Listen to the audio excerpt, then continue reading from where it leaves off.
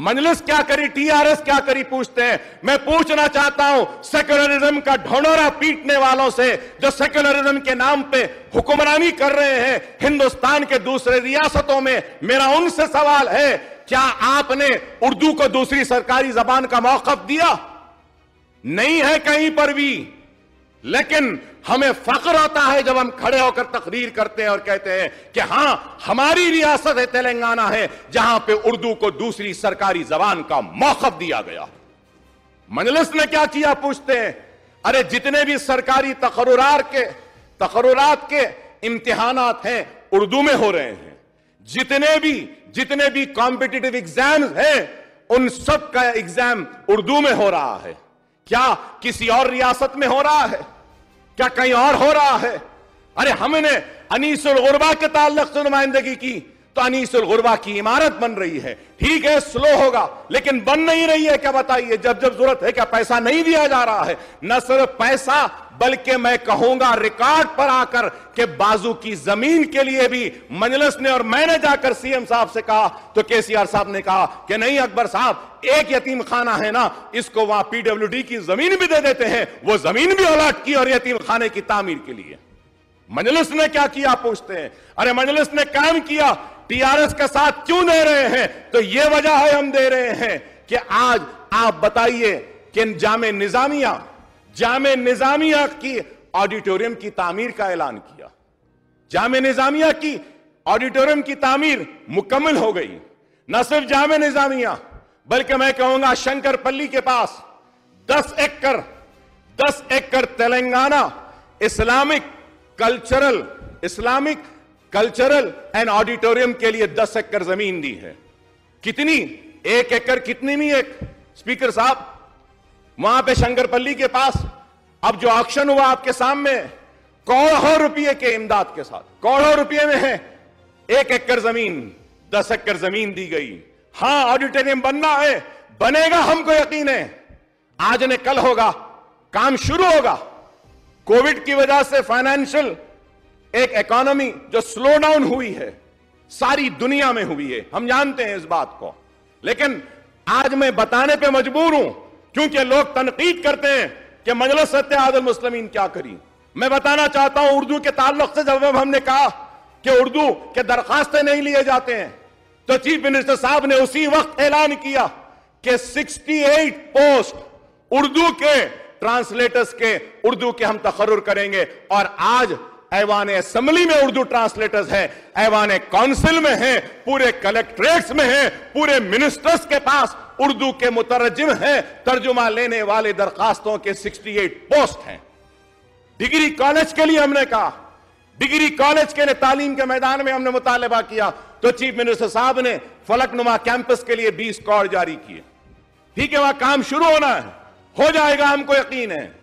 ہم نے D reservation کے لیے کہا, اردو پوسٹ کے لیے وہ بھی ڈی ریزرو کیا ہے, اور ہونا ہے.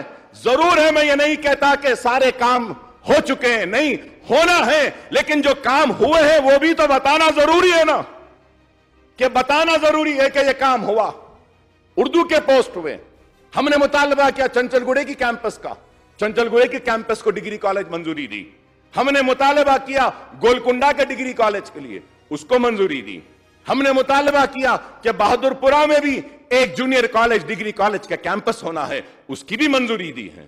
ہم نے مطالبہ کیا کہ بازار گھاٹ میں بھی ایک سکول کا ایک ایریا ہے, کھلی زمین ہے, وہاں پر بھی ہونا ہے, تو اس کی بھی منظوری دی. ہمارا مطالبہ تھا, ہم نے مطالبہ کیا کہ تعلیم کے میدان کے ساتھ روزگار ہونا چاہیے, نیشنل اکیڈمی آف کنسٹرکشن کے برانچز ہونی چاہیے. تو نیشنل اکیڈمی آف کنسٹرکشن میں فنڈز نہیں تھے, تو میں نے چیف منسٹر صاحب سے مطالبہ کیا تو چیف منسٹر صاحب نے فوراً جتنے بھی وہاں کے امپلائیز تھے, ٹیچرز تھے, ان کو مائنورٹی فائنانس کارپوریشن میں دیا, اور وہاں سے آ رہا ہے. ٹی آئی پاس کے بارے میں ہم نے کہا وہ بھی لائیں گے. بولے سر سب سے بڑی کامیابی میں کہوں گا کہ کسی بھی ریاست میں نہیں ہے, میں کہوں گا کہ میری زندگی کی, سیاسی زندگی کی بھی ایک بہت بڑی کامیابی ہے کہ وہ یہ ہے کہ minorities and Muslims will be treated on par with SC and ST کا ہاؤس میں اعلان کیا چیف منسٹر صاحب نے. کیا یہ بڑی کامیابی نہیں ہے؟ ٹھیک ہے, اس میں کچھ کام ہو رہا ہے، کچھ نہیں ہو رہا ہے، لیکن آغاز تو ہوا ہے نا، آگے بڑھے گا، منزل تک جائے گا وہ کام۔ مجلس نے مطالبہ کیا کہ آپ اچلیکاس کو دے رہے ہیں، آپ اماموں اور مؤذنوں کو دیجئے، تو وہ بھی پیسے جاری ہو رہے ہیں۔ ٹھیک ہے، بعض مرتبہ اس میں کچھ مہینوں تک نہیں آتا ہے، لیکن آ جائے گا۔ ہم نے مطالبہ کیا تھا، I want to come on record and say that ہم نے مطالبہ کیا تھا کہ شادی مبارک کو آپ گرین چینل میں لیجئے۔ چیف منسٹر صاحب نے اس کو گرین چینل میں لیا۔ آج کیا ہم اس بات سے انکار کریں گے کہ کتنے بچے ریزیڈنشل سکولز میں ہیں؟ ریزیڈنشل سکول سے ہوتا ہوا ریزیڈنشل جونیئر کالج آیا ہے، اور مجھے امید ہے کہ ریزیڈنشل جونیئر کالج کے ساتھ 5 ریزیڈنشل ڈگری کالج بھی آئیں گے ضرور، مجھے یقین ہے۔ لیکن صرف الزام لگانا نہیں، ہاں جو کمیاں ہیں ہم بتاتے رہے ہیں، بتاتے رہیں گے۔ ہم لڑیں گے کے سی آر صاحب سے، اس لیے لڑیں گے کہ وہ ہمارے ہیں، ہم ان کے لڑیں گے، اپنوں سے لڑ کر ہم حاصل کریں گے۔ لڑنے میں کوئی بات نہیں، لیکن کس کے لیے؟ ریاست کے لیے، ریاست کے مسلمانوں کے لیے، ریاست کے وہ پچھڑے ہوئے لوگوں کے لیے۔ چیف منسٹر صاحب سے ہم نے مطالبہ کیا، کہ آپ دلت بندو دے رہے ہیں، ویسا مسلمانوں کو بھی دیجئے۔ تو نے کہا کہ صبر کیجئے۔ ہاں، ہم صبر کرتے آئے ہیں، کرتے رہیں گے، لیکن آپ نے جو کہا ہے ہم کو یقین ہے کہ آپ ضرور کریں گے، چاہے اس کے لیے جتنا بھی صبر ہو ہم کریں گے ضرور، لیکن آئے گا ہم کو معلوم۔